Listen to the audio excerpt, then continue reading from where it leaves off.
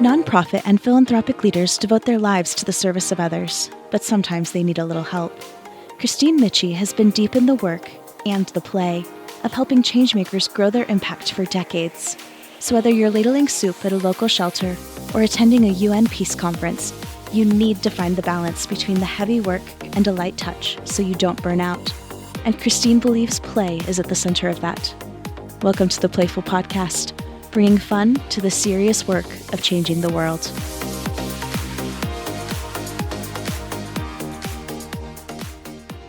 Everyone, welcome back to the Playful Podcast. We are bringing fun to the serious work of changing the world. And today we are in our Innovators and Disruptors series. And Gabriela Alcalde is with us, who is the author of a wonderful book. Here, I'm going to hold it up for the folks to see at home. What Your Comfort Costs Us, and also is the CEO of the Elmina Seawall Foundation up in Maine. Welcome, Gabriela. So glad you're here. Thank you, Kristine. So happy to be here with you. All right. I got to ask you, what's the M? Sometimes you go by M period, Gabriela, and it's mysterious. And I wonder if you can share just, between a few of us, what does the M stand for? Between a few of us, it is Maria, which is the most common name. And in Latin America, we have compound names. So my name was actually Maria Gabriela, which is a mouthful in the US. So I just go by Gabriela. It's so sonorous though. And but I love that, kind of honoring that, dropping that M in there and just kind of keeping that little touchstone. Yeah. So one of the fun things about you that I bet is there's on a Venn diagram that shares that many people share with you is that you have Peru, Kentucky, and Maine all in your bio. Yes. And not to mention probably another dozen places. But correct. Those are three that stand out that I feel like I don't see as much. And Kentucky caught my eye, I got to tell you, because my son lives in Louisville. He's a TV journalist. Yeah, you went to the University of Louisville. Yeah. That's where my oldest son is. Oh, wonderful. He's at WHAS, the Channel 11. Yes. Totally know it. Oh, that's amazing. So talk a little bit about geography and place and how that's informed you. And the book talks a lot about, I'm going to read for you folks, I'll repeat the title and then read the subtitle. So What Your Comfort Cost Us is the title. And then subtitle, How Women of Color Reimagine Leadership to Transform Workplace Culture. So I have so many things I want to talk about, so we'll do it. But I guess I was thinking about workplace, right? That's a place where these conversations happen, where these microaggressions and these macroaggressions happen, and you navigate that in the book through your conversation and interviews with others. And then I was thinking about what I've learned about your journey, and I wonder how comfort, as you moved in and out of lots of different places over the course of your life, how you bumped into what you needed to be comfortable and what you sensed others needed to be comfortable. Ooh, that's such a good question, Kristine. All right, let's go for it. I feel like we could have a whole hour just of that. I think actually that's informed my worldview tremendously. And it's also informed how I lead. My sense of comfort was something I had to let go pretty early. Each time you move, so when I first moved out of Peru, I was 6 years old, and we went to England for about 9 months for my dad to study. He got a scholarship. I did not speak English, but I was dropped into a school as a 6-year-old, and my brother and I would walk back to the house. We didn't know English. We didn't it's very, we lived in a small town in England, very different from the metropolis of Lima, Peru. And then the first time we moved to the US, I was 10, again, for my dad to study with a scholarship. And we moved to Charlottesville, Virginia, which was even smaller than it is now. Just everything was so different. And again, I was dropped into 5th grade public school, hardly spoke any English. And I did not have a sense of comfort at all. I mean, I didn't understand what people were saying to me. I had gone to an all-girls Catholic school where we wore a uniform. This was a public school, so it was co-ed. Everybody wore whatever they wanted. I mean, it was just so wildly different that I very quickly learned, what is it that I absolutely need to feel safe? And everything else is really kind of has to be optional. Otherwise, you get stuck in being really unhappy. And I think by nature, I was just kind of a happy kid.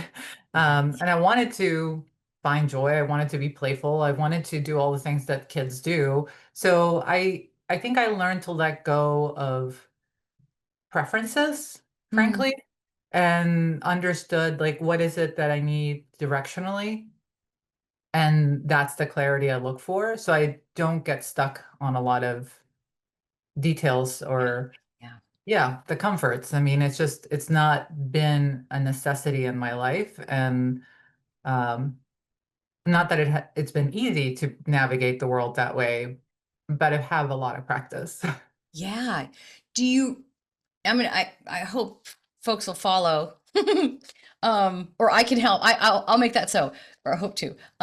So in the book, you know, I'm learning deeper through reading your book about you know, the white supremacists and the patriarchal structures that are especially American, but they're Mhm. also They're most global. Well, yeah. global, yeah. um, and how people of color, women of color, women, white women too, but much more so, people of color have to come into that. And there's this thing of like that don't make us uncomfortable. Don't us white people don't make us Mhm. uncomfortable. We've set this whole thing up. We just how we like it, right? Right? Everything Yeah, just where we want it. And that's the only way we've ever seen it. So we didn't even know we were doing that to anyone, but we're doing that. right. And we're setting this whole thing up. And then if and I know I have experienced this where, you know, I feel bad, right? I feel bad the more I learned about this. I feel bad as a white person that this is so. But you don't owe me to make me feel better about that. That's just adding to your journey and your burden that you already have Right, the enough of. emotional labor, yeah. Yeah. So am I getting at sort of some of the essence of of the word comfort in your title Yeah. and the experiences that you have had and have chronicled of others? Yeah, I think you've like navigated that and, and threaded that needle pretty well. And frankly, you got to part of the reason that motivated me to write the book.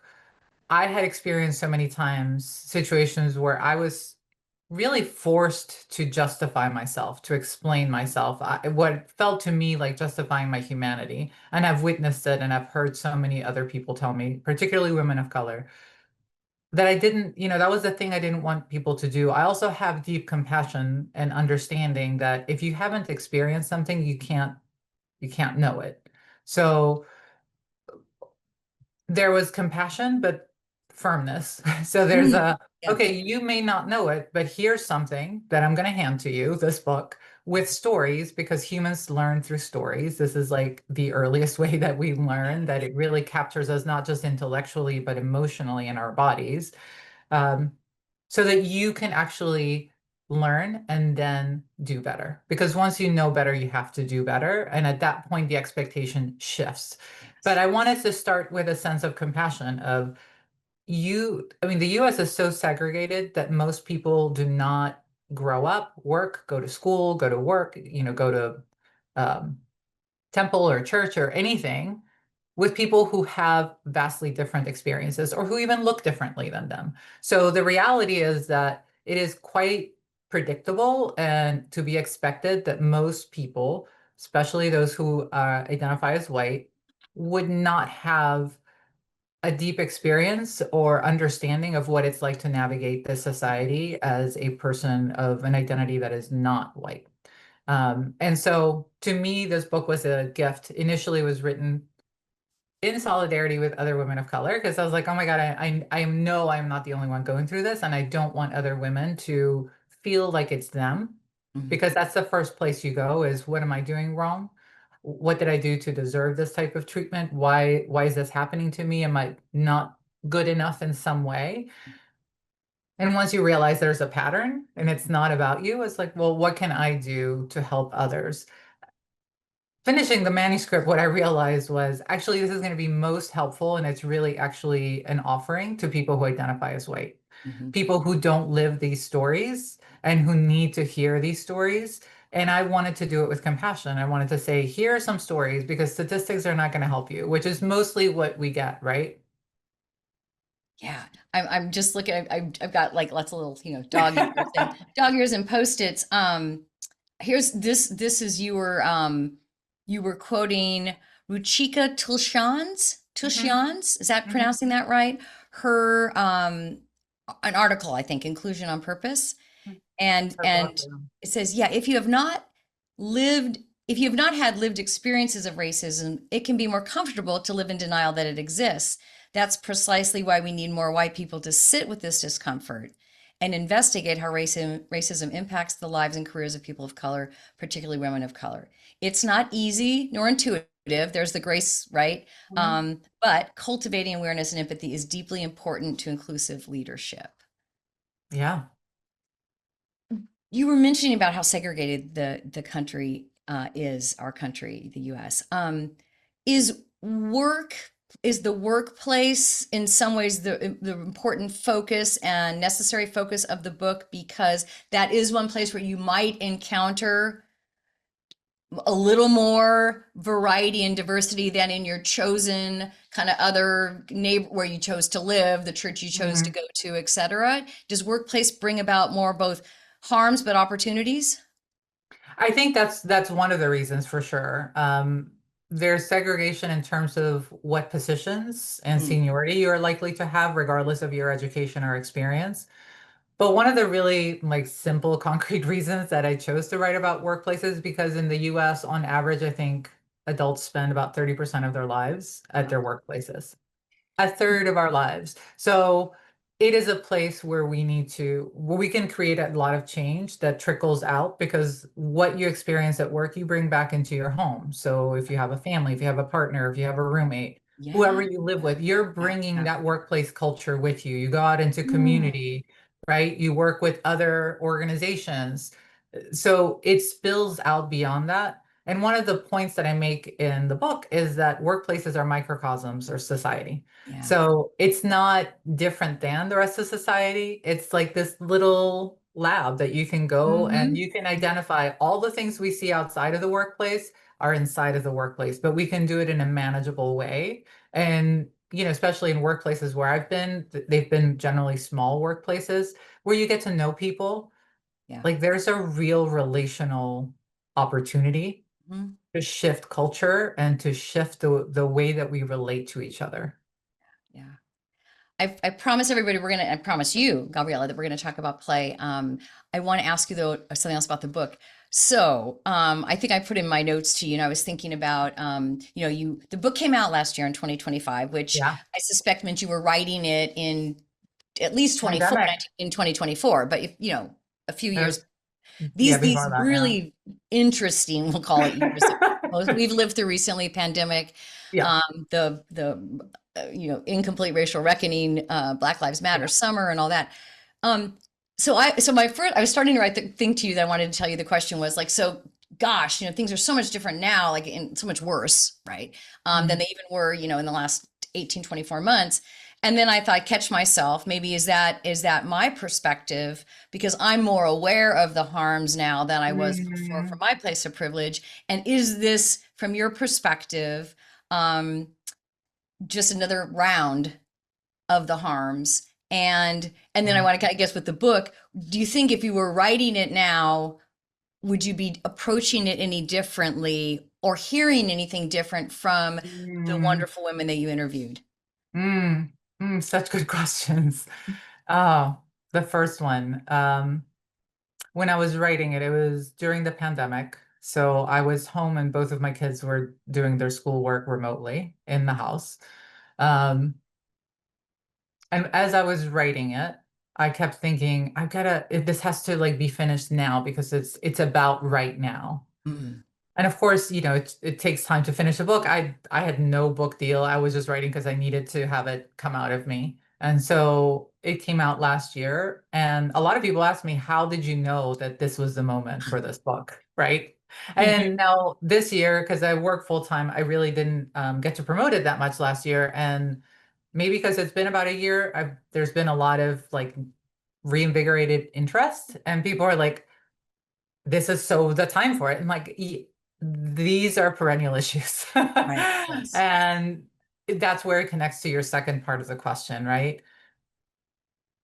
Yes, I do think that things are worse right now.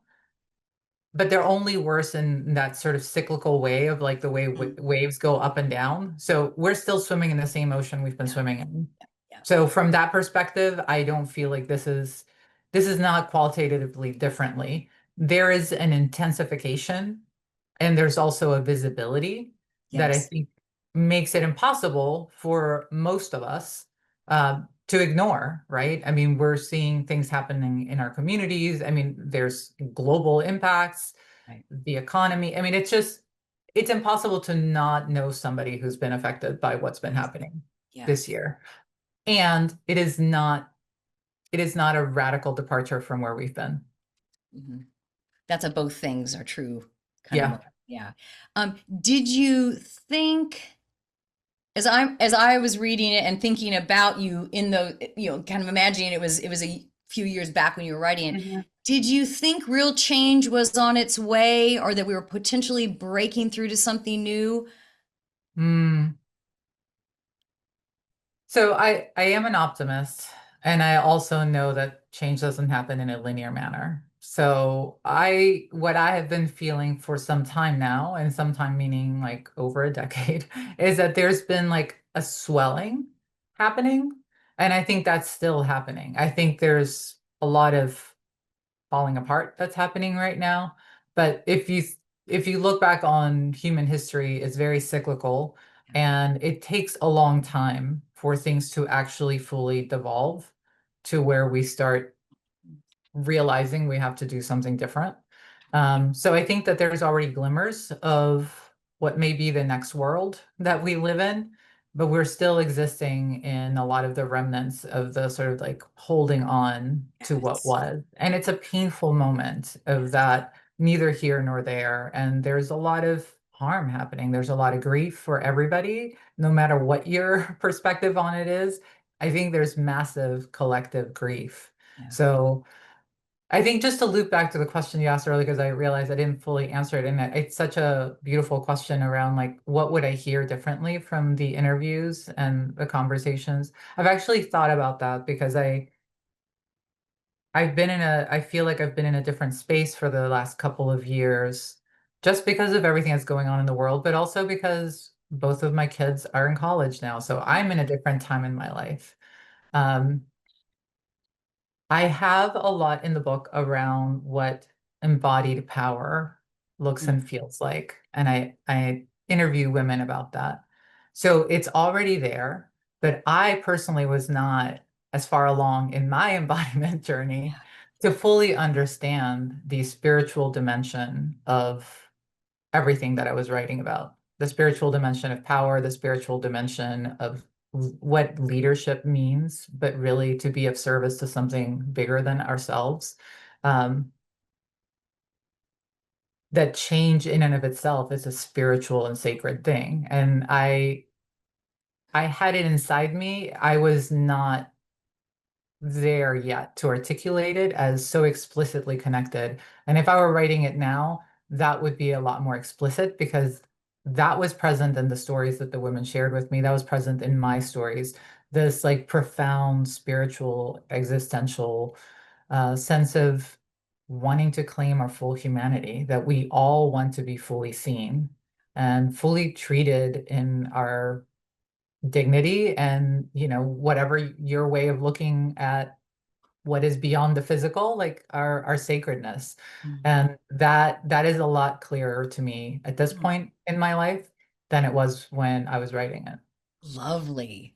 Um, Most people ask people that had a book come out, like, "Are you working on another book?" So I'll let you answer that if you want, or resist asking you that if you'd rather not. There is a book gestating, we'll call it Okay, I love that. it.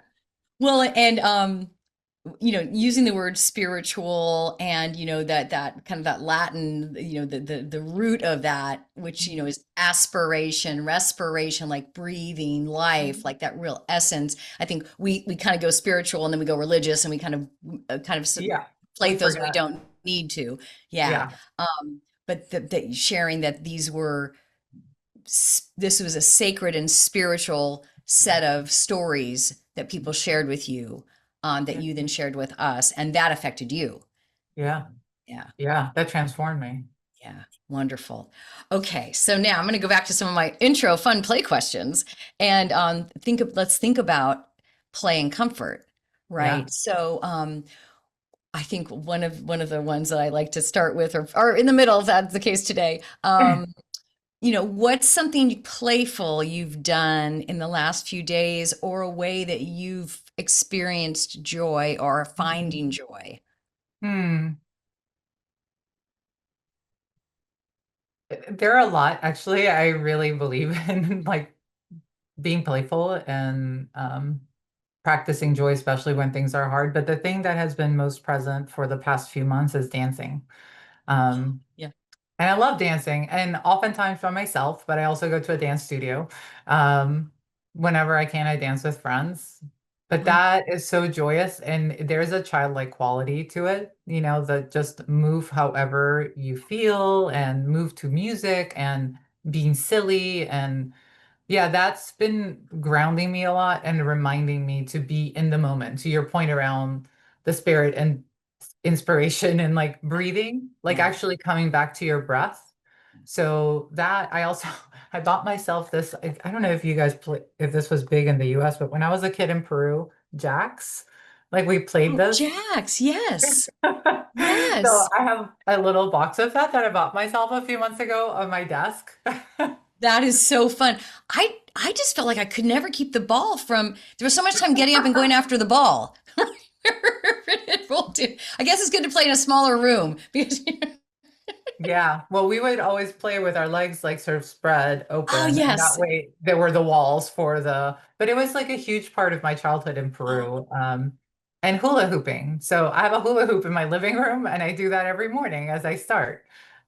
I loved hula hooping when I was a little kid, and so I've had one for the past few years. And yeah, I start my day with hula hooping too. oh, that's so good. I have a friend who was just telling me that when he goes on his morning walk, he, and you may have heard this as a metaphor of which he's doing it as a metaphor, but actually literally he holds the hula hoop. He walks inside the hula hoop. It's for him to remind himself that he's not going to worry about anything outside of his hula hoop. Oh And wow. isn't that great? And he says it also keeps people away because they're like, you think that's weird? I think leave him alone. Oh my God, I love It's like I'm going to be on the lookout for him in the neighborhood. that. Um, as a leader in the social justice space, and as the CEO of a foundation doing really great social justice work in a geography up in the Mhm. Northeast in Maine, um, in this hard time that we were just describing, a version of the hard times that have come before, do you feel like it's risky for leaders to be plain or seen to be plain? Um, this is, kind of the idea that this is just way too serious for any of that kind of Mm. playfulness, or or maybe that was true before and maybe different now. Any thoughts about that? I think I've actually been hearing a lot more people claim joy. It's been like really beautiful to hear so many people just like, during meetings, we do little check-ins and people talk about joy and talk about play so much more than they used to. And I am loving it because I've always thrived on being kind of silly. And even that, I'm going to say that I've called it silly, and I think there was some judgment that I had absorbed. It's really just Yeah, being playful, well right? said. Yep. But I think I recognized that it was viewed in this sort of like, is that really how a leader should behave? So I called it silly because I had absorbed the judgment. So I Yep. really just the thinking about the playfulness, getting ready for this podcast Yep. has like helped me think about the language that I've used. hmm Yeah, and it can, and certainly I've been in experiences where there was a really fairly toxic work culture, and but then there was this announcement we were going to go out in the back and play frisbee, like, and come on everybody, and like we're gonna, as if that's going to take care of all the harms done, and that we were going Right. to go back to as soon as we were done with the popsicles or whatever was being offered out on the patio. Um, and maybe there's some good intentions there, but certainly if there's not a loving culture, that play moment is going to fall flat. Yeah, I feel like playfulness is also more around how you show up. It's the how, not so much what you're doing. Like, yeah, you could have a ball, you could have a frisbee, you could have all the things, you could have a whole party, But if people are feeling really restricted and like unsafe, that's not a playful moment. You could be sitting in a boardroom, everybody's, in a board meeting like I just had all day yesterday, and we had playful moments. We had really heavy moments and we had playful moments without having to specifically play. Right. They were playful because of how we were engaging with each other, the grace we offered each other, the lightness, the just the recognition of that we are human animals and we originally learned through Right. play. So Right. we will continue to learn through play. Yes, absolutely right. These are some of my finger puppets that I have. And when I do my firm Impactful, we do board retreats and board facilitation and senior leader teams facilitation. And I will just like when people come in, they're just scattered all over the table. And I don't really talk about what we're gonna, because we're not really gonna do anything with them, but for sure people put them on. And then as the conversation goes during the course of the day, I've had, I remember a conversation about, this DEI moment and whether or not certain words are going to be taken off the website. And this banker who was in this board meeting is like, got this, finger puppet on his finger while he's talking about this really serious subject. We're trying to figure out, where to push back, where to, don't, what's that word? Don't, in advance, don't follow in advance, Comply. right? Yeah, don't Comply in comply advance. in And advance. he's got Yeah. this puppet on his finger. So, just trying to remember it, just to give us this chance to, we don't have to give over every ounce of ourselves to these conversations, to these challenges, to these moments. Yeah, we give up our humanity when we stop Yes. laughing, when we stop playing, Yes. when we stop And we're like less creative. yes, because playfulness is creative. Like Yes. once we start playing, I remember when my kids were little, I would encourage them to make up rules. I would just say, like, you get to decide what the rules are. And Nice. like, talk about watching creativity in real time. Instead of telling them this is how you play, I would say, okay, here's a game, let's make it up. And it was so fun. And so I still try to do that. I still say, like, here's a goal we have. Yeah. How do we get there? Like, let's have different ideas for it. Or here's my idea. Why don't you guys poke holes in it and like come up with something better? Love it. Or tell me I'm like way off base. And that playfulness is very creative. And I don't think that I know we cannot create change without creativity. Like you need Yep. to Yep. create. And, you used the word earlier about imagining, and you said, I think you said there's swelling. I love that word. You're kind of acknowledging there's some swelling, which is a very evocative word and feeling, right? And positively so. As we're imagining and moving towards, and man, as you might imagine on the podcast, talked about imagination a lot with folks that have been, talk about the folks at Justice Funders Network, for example, like Yeah, talk about yeah, reimagining yeah, all the models and systems. And I'm so grateful. And yeah, I think, and then imagination and play are, they're probably siblings, not even cousins. I mean, they're yeah, it might even be twins. yeah, It goes together yeah, beautifully. yes. Let me ask you to go step aside and get your ice cream, unless it's on your desk. I hope it's not melting on your desk. No, Okay, have to get it from my perfect. kitchen. Okay, go Okay. step aside and get it, and then come on back, and I'm going to do a little blurb for our wonderful ice cream sponsors. Okay. So, folks, those loyal followers know about Taharka Brothers, Taharka, Taharka Brothers, ice cream company based in Baltimore, Maryland, a social enterprise, employee-owned ice cream company that has been our sponsor podcast is coming up on its third anniversary, and Taharka has been with us for more than 2 of those 3 years. And then Ben and Jerry's has also been a sponsor and has provided us with gift certificates for pints of ice cream over the years. And Gabriela, just through some wonderful supply chain hiccups, got all of this. So she ended up with 9 pints of ice cream. And out of the 9, let's see what you chose to have here on the podcast today. Oh, good. Tell me which one it is. It's fish food. Oh, yum. And it's non-dairy, right? Non-dairy, and it's got chocolate, it's got marshmallows, caramel, and fudge. Oh yeah. And then I'm having this Ben and Jerry's Ava DuVernay. They did like a collab with her Ooh. called Lights Caramel Action. And it Ooh. is salted caramel swirl, vanilla ice cream with salted caramel swirls, graham cracker swirls, and gobs of chocolate chip cookie dough. Ooh, salted caramel. All right. We're Mm-hmm. Mm-hmm. And I should say, I think you didn't get any mm, non-dairy from Taharka, but they have several non-dairy flavors mm, to check out. How about that hot mm. pink box? Pretty fun, right? That was awesome. I mean, talk about playfulness. Like I saw the box, I was like, oh my God, it's like a whole party. No. So, folks, if you order Taharka Brothers, they deliver nationwide, and it comes in this hot pink box with dry ice, but like safely in there. I don't know how they figured how to do all Yeah. that, and it stays. I have found out it doesn't last through a whole 3-day weekend on somebody's porch, but it will last for a few hours on your porch. So I've had all kinds of experiences. So, Gabriella, you've shared some already, but I don't want to miss the chance to ask you the question that I ask when we eat ice cream, which is, what's the scoop on how you came to care? Mm.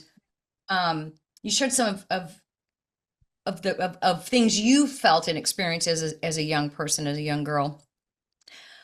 What seems to be a through line for people on the podcast is they've had experiences, but they just don't keep the learnings and lessons to themselves. They have a sense of responsibility and connectedness to the larger world, and they're like, "Oh, that happened to me. How can I use that thing to help Yeah. others?" This aha, Yeah. yeah. So tell me any early memories about that. Yeah. I mean, I think it was just growing up in Peru, in the 70s and 80s, a country with a lot of inequity. Mhm. There was very visible poverty. Um, in my childhood, it was the time of the Shining Path, which is a terrorist group. So there was a lot of instability. So I grew up with rolling blackouts. We would lose water. There was scarcity of food. So people would, have rationing. Um, there were bombs going off in my neighborhood and other places. People were getting kidnapped. When I was a teenager, there were curfews. So you couldn't be out between, I think it was 11 p.m. and 7 a.m. And there were tanks, military tanks rolling around. In fact, one of our neighbors was shot and killed because he was out during the curfew. So I grew up in a very different reality um, that when most people in the US have experienced. And I was very aware of what violence does Mm, and what othering does, because there was a lot that was justified that was being done because it mm, was those people. And my parents, really raised us to not be that way, to see all people as inherently like having the same value and worth, and that all of us hurt, all of us love. And so I grew up with this like deep practice of empathy that my parents really encouraged, and my siblings and I, and an exposure to what real injustice and violence can do to people and to a country. And it's not pretty. yeah. And so I really had, from a very early age, a desire to do something to mitigate suffering. And my brother, my sister, we all work in some sort of similar field. I think we all grew up with that sense of there's a better way. There's clearly a better way. And if not even all of us or even most of us, but if like enough of us were to Mhm. be geared in that direction and willing to put our energy and love in that direction, imagine what could happen. Right. Because there were also like pockets of beauty and kindness all around. So that really, yeah, that shaped me profoundly. Yeah.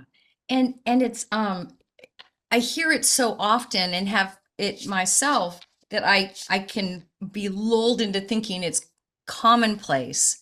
Um, I think it is probably maybe more common than not, but it isn't everybody's experience that if they've had hardship, they want to figure out how they can mitigate it for others versus Yeah. just it could create a hardening, right? Yeah. It could have the opposite, and it's a joy, of course, to kind of all I do is hang out with people for whom that isn't the case, right?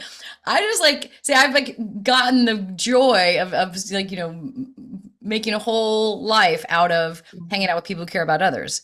That is very joyful, and it keeps I was like you. I'm optimistic. I was, I think, born with a kind of a sense of a buoyed spirit, and then I just keep getting more of that because I hang out with people that think like that. Yeah, it feeds you. How does that fit in with the concept of healing as a collective act, which is one of the Mm. things you talk about in the book? Yeah. I think that part of what was so shocking to me, and frankly still shocking to me about living in the US, is how individualistic it is. That we're sort of repeatedly told that every problem that we experience should be solved in our own individual lives inside ourselves. And certainly there's work that all of us need to do. But the real harms that we've suffered, we've shared in. We've shared Mm, in the suffering, we've shared in the causing of the harm, we've shared in the having to live with the impact of it, we've shared in the grief, and I believe we have to share in the healing. I don't believe that we can actually heal just by individual work. I do think we have to do individual work, and I'm lucky that I've had a great therapist for a number of years. So I'm not dismissing that individual level work. But that's not enough. That may help us respond to what's happening outside, but we need to work on the space between us, the culture, and that can only be done in community, collectively. And I really, really believe that that is how we make it to the other side. That is how, through collective dreaming, through collective imagination, creativity, that we begin to imagine what it might be like to practice a world that is really focused on manifesting love mm, and connection and being present and a sense of abundance, and that there is enough for all of us mm. to thrive. And it's one of the assumptions that we have at the Soul Foundation, is that together, like, we have enough for all of us to thrive. And I think when we're afraid, when we're disconnected, when we're not in community, we really start to believe that there's not enough, and I've got to fight for my own, and I've got to, and then we start looking at everybody as the enemy, and they're different than me in some way. And it's just a whole series of things that cascades internally, and that can only be healed through connection. Yeah. So I'm having an unlock here, and it started when you were talking about sort of the I can't remember what I was talking about, but earlier in this conversation, you gave me a starting to have an aha about the collective grief. Mm, And again, now I'm thinking, so we could use, depending on someone's age, 9/11, we could use more recently COVID, right? So we could use these things we've all been through. And I'll tell you, mhm, Gabriela, what I'm thinking now that I haven't thought before was that, or kind of gotta admit it, is that because other people in my mind mhm, on the other side, my mhm, phrasing, right, um, reacted to those differently than me. I stopped. I've never thought that we actually had the same experience. I mm, disconnected from the fact that we did all experience that at the same time because, in my mind, they reacted the wrong way. I mhm. don't think I've ever thought about how we all experienced that. That's a great place for empathy to start. Wasn't that Yeah, hard when we all went through COVID and had to decide whether we were going to get vaccinated, right? Versus me right. having this opinion about those that didn't, right? Yeah, I don't even think I was thinking at that. I think all of a sudden I had nothing in common with the experience, and that's not so. no. So that Intellectually, it may be, but not emotionally and not in our no. bodies. So that creates some through line and cellular resonance, right? That we could tap Mhm. into for the swelling that Yes, that we got going. that's right. Yeah, that's a place to start that I don't think I was finding, which is a little further back than where I thought I was starting. Yeah, and I think it connects back to the playfulness, right? Because Right? it's experienced in our bodies. We Yeah. have to get out of our heads where we create all these categories that separate. Not that there's anything wrong with our brains, but our brains are wired to survive in this Yep. way. So they're looking for sort of like, we remember negative things more. So we've got to like take the brain for the tool that it is, not dismiss it or think badly of it, but like understand what it's meant to do. We've got a whole other set of tools, Yes. right? Yeah. That allow us to perceive, to understand, to transmit, and that carry information from others. And whether you mean that, through ancestors spiritually or just epigenetics. So if you want to go the scientific route, like it's literally being passed down from generation to generation. It's encoded in our DNA. So our body has so much information, and yet we keep getting stuck on how we understand things in our brain. So the playfulness to me is a way to get back into your body. Once you start playing and you're back in your body, you are able to perceive in a whole different way, in a much more complete way. That's why I dance so much, because when I dance, all of a sudden I become way more creative. I am much more open to other ways of understanding. I process emotions, I process stuck thinking through the movement, and new ideas emerge, new ability to have compassion, new imagination unfolds through movement. So I think play is actually how we get back to this ability to connect with others. Oh, it's great. It's great. Okay. In our kind of wrapping up moment that we're going to move into now, I'd love you, because we didn't get to talk much about the Seawell Foundation. Maybe would it be a way to finish to talk with a kind of a call to action with your author hat on, your Mm. speaker and author and communicator about this movement and awakening and swelling. And then maybe also a moment, a call to action with your CEO, foundation CEO hat on, because it's also a very important moment for philanthropy. Yeah, I think, yeah, a lot of things I want to say, but the first I would say is we have to lead with our values. So you have to be really clear on what your values are, and then align everything you do to to your values. Don't if and but things. Get clear on your values and move in that direction. And that also means don't mistake bravado for courage. And I think that's important for us to also remember. We're here in service of a better world, not in service of ourselves. So I think that's important for philanthropy specifically to remember. Philanthropy is a supporting role. We're not the main character. We're not the lead actors. We're backstage making sure that the people doing the work are well resourced, and we should be making sure that they're well resourced all around. So increase your payout, give multiple years, general operating, flexible support, give support beyond the grant. What else do your partners need? Do not impose unrealistic outcomes. Do not ask your partners to measure things that don't matter to them, that only matter to you in your reporting.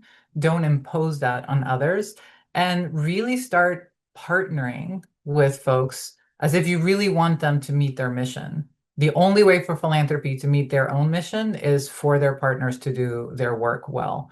And so let's start acting like it. I love it. And then in terms of the book and its message in this moment, what would you like to leave the audience with? I think, one of the primary messages I hope that people would get from it is that the systems of harm that I talk about in the book harm everybody. So when I talk about white supremacy, that dehumanizes people who identify as white. When I talk about patriarchy, it dehumanizes people who are boys and men, identify as male. I have sons. Like, patriarchy is not healthy for my sons. We are limiting how humans can show up and exist in the world by creating these categories and these boxes that say some have more value than others, and this is how you show your value, and this is the narrow way in which power needs to be manifest. There's so many other ways to be human, and we all deserve the capacity to be fully human in all the beautiful, colorful, playful ways that we can be. And that doesn't take anything away from anybody else. It just adds to our collective well-being. Yes. Oh, yes, yes, yes. Okay, so folks, What Your Comfort Costs Us is available wherever books are sold. Anywhere particularly you'd like to direct folks to get the book? It's hard not to eat the ice cream once I have it No, in front of please me. eat it. I was eating. You noticed I was eating. My favorite way is local bookstores. Yeah. It is also available as an ebook and an audiobook with a wonderful narrator. So if you prefer to listen to your books, that is also available. Otherwise, go to your local bookstore or to your local library. I think I might have gotten it on bookshop.org. Yeah. which is Bookshop will awesome. direct you to the local Yeah. bookstore, which is Yeah. awesome. Fantastic. Yeah. All Yeah. right. Well, I am so glad to know you. I'm so glad to be connected in Thank this you. work together. And I'm inspired by what I'm learning from knowing you. And I really appreciate how you're bringing fun to the serious work of changing the world. Thank you, Gabrielle. Oh, thank you so much. And thank you for bringing play into the world. Oh, I'm so happy to be a conduit. I love it. All right. Thanks again. Bye-bye. Thanks, Kristine.